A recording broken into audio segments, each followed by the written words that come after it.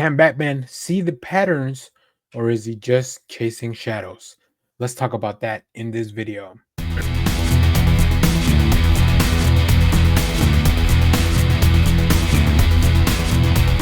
Hello, everyone. Dan here from the Next Issue Podcast. We are back with more of Batman Dark Patterns. We know that Gotham's got patterns. You just have to know how to see them. But what happens when even Batman starts seeing ghosts in the data, when every clue feels like a trap? In Batman Dark Patterns 7 through 9, we begin the third case, Pareidolia. The world's greatest detective begins to question his own instincts and maybe the city that he swore to save. In this latest chapter in Dan Waters and Hayden Sherman's moody detective saga, we are not at the end yet. This is not the finale, but you can feel it coming. These issues are the storm clouds before Gotham breaks. Written by Dan Waters and with art by Hayden Sherman, colors by Tríona Farrell, the creative team continues to craft a Gotham living crime scene, part myth, part psychological ride.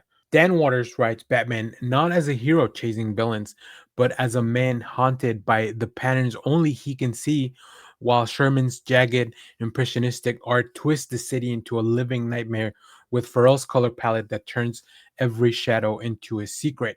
In this case, when a body turns up burnt to ashes in the Rookery, a forgotten district built on Gotham's oldest sins, Batman begins his descent into Pareidolia, the human urge to find meaning in chaos, to see patterns where there may not be any.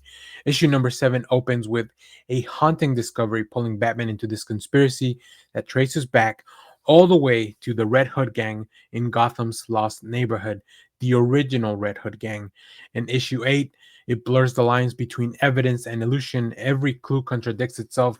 Every suspect feels like a reflection. Batman starts to realize this is not about solving a murder. It's about understanding a sickness that runs through Gotham itself. And in issue 9, we are hit with brutal clarity. Batman, broken corner. He uncovers the truth behind the Rookery's legacy, but it's less a victory and more of a confession. This is the case that strips Batman down to the core. Can he still see the difference between justice and obsession? I think Dan Water uses the Pareidolia theme to explore Batman's mindset at his most vulnerable. He's the man who sees patterns where others see noise. But what if that gift is turned into a curse? The city itself becomes a mirror, every crime, every clue, reflecting the detective's own need for control. This arc is not about catching a villain, it's about understanding how Gotham itself manipulates those who try to fix it. In this case, Batman himself. Patterns, paranoia, the illusion of order, all that's what this Dark Patterns arc is really about, and what the series as a whole has been trying to tell us. I think this arc itself has some really great psychological depth and haunting visuals. I think this is a masterclass in just noir storytelling, and I love the idea that in this one, readers get to see the detective roots of Batman once again, with mystery and mood kind of taking priority over action and spectacle, right? Pareidolia isn't just a theme in here, it's a clue. Every background detail, every face, every piece of graffiti, it hides meaning. It also includes a few Easter eggs if you're looking closely enough. The Rookery itself is a new but symbolically rich part of the Gotham lore based on 19th century London slums, were known for crime and moral decay.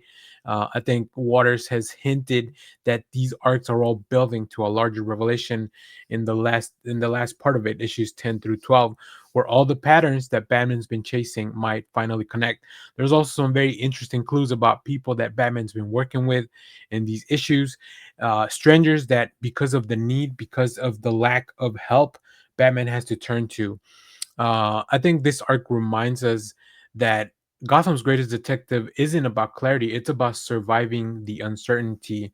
It doesn't give us the answers to everything, this arc, but it does build a sense of unease as to how the other shoe's going to drop.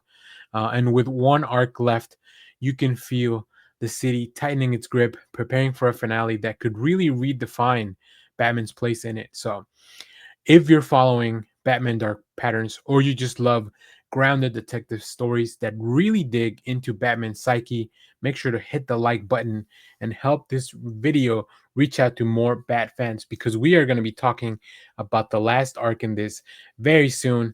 Issue number 12 is coming out, and I can't wait as I'm catching up on the series. So make sure to drop a comment below and tell me, do you think Batman is seeing the truth or just the patterns that he wants to see? And how is this full arc going to end? This is probably, and I've said this multiple times, pound for pound, the best Batman book on the shelves at the moment. So make sure to go check it out. And of course, come back, subscribe, leave a comment, and let us know what other books we should be talking about that are on this level. As always, thank you for watching and stay tuned. Also, make sure to come back for our live shows. We have a lot of really cool things, including a bunch of comic book reviews that are upcoming. And of course, thanks for watching, everyone. Bye bye.